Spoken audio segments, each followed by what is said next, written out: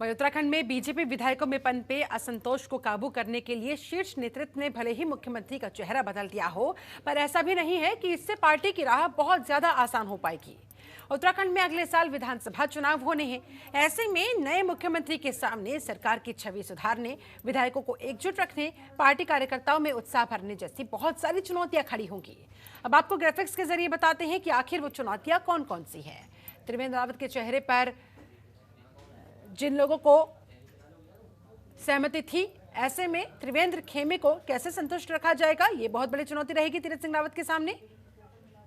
इसके अलावा त्रिवेंद्र रावत के चेहरे पर पार्टी को आशंका थी कि आगामी 2022 के विधानसभा चुनाव में हार हो सकती है। इस वजह से मुख्यमंत्री चेहरा ही बदल दिया गया। लेकिन बहुत सारी चुनौतियां रहेंगी तीरथ सिंह रावत के सामने। 10 महीने के उनके कार्यकाल के दौरान बहुत सारे चैलेंजेस उन्हें फेस करने होंगे। उत्तराखंड में मोदी शाह के डर से विधायक 4 साल तक उपेक्षा सहते रहे, लेकिन अब जब हद हो गई तब तमाम विधायकों ने अपनी आवाज बुलंद की और नतीजा सबके सामने। चुनावी साल में प्रवेश करते ही सारे विधायक मुखर हो गए हैं। राज्य में नेतृत्व परिवर्तन के पीछे ये भी एक बहुत बड़ी वजह बताई जा रही है।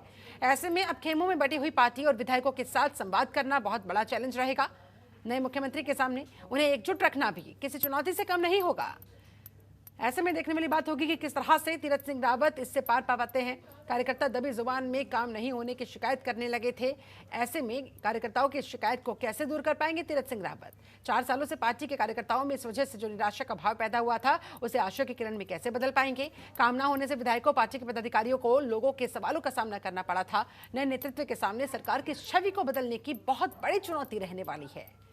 पार्टी कार्यकर्ताओं के जोश की बदौलत ही बीजेपी राज्य में दोबारा सत्ता हासिल करने की स्थिति में आ सकती है। ये बात ऊपर से लेकर नीचे तक हर कोई जान रहा है, समझ रहा है। 4 साल के कार्यकाल में विधायक कार्यकर्ता हमेशा ही विकास कार्य नहीं होने का रोना रोते रहे। मौजूदा साल में कोरोना संक्रमण की वजह से विकास कार्यों के लिए बजट का अभाव भी साफ साफ दिखाई दे रहा था। राज्य में सभी प्रमुख काम केंद्रीय परियोजनाओं के तहत ही संचालित हो रहे हैं। ऐसे में राज्य सरकार की ओर से कराए जा रहे विकास कार्य भी धरातल पर उतारना बहुत जरूरी हो जाएगा, ताकि जनता को दिखाया जा सके, जब राज्य में चुनाव आए तो कहा जा सके कि केंद्रीय योजनाओं के अलावा राज्य योजनाओं को भी किस तरह से अमली जामा पहनाया गया। मुख्यमंत्री त्रिवेंद्र रावत ने अपने 4 साल के कार्यकाल में गैरसैंण को लेकर काफी सक्रियता दिखाई। न केवल गैरसैंण को ग्रीष्मकालीन राजधानी घोषित किया गया इन 4 सालों के दौरान, बल्कि गैरसैंण को राज्य का तीसरा मंडल बनाने तक की भी घोषणा कर दी गई। त्रिवेंद्र रावत ने गैरसैंण राजधानी क्षेत्र के चरणबद्ध विकास के लिए 25,000 करोड़ का रोड मैप बनाने का भी फैसला लिया। नए सीएम के सामने अब गैरसैंण को लेकर अपनी स्थिति को स्पष्ट करने और उस पर आगे कैसे बढ़ाया जाए, वो चुनौती रहेगी। नए मुख्यमंत्री के सामने गढ़वाल कुमायूं के बीच क्षेत्रीय संतुलन को साधने की भी चुनौती रहेगी। राज्य गठन के बाद ही बीजेपी और कांग्रेस के सामने क्षेत्रीय संतुलन को साधना एक बहुत बड़ी चुनौती रही है। राज्य में नेतृत्व परिवर्तन हो चुका है। अब इसके बाद बीजेपी और नए सीएम के सामने एक बड़ी चुनौती ये भी रहेगी।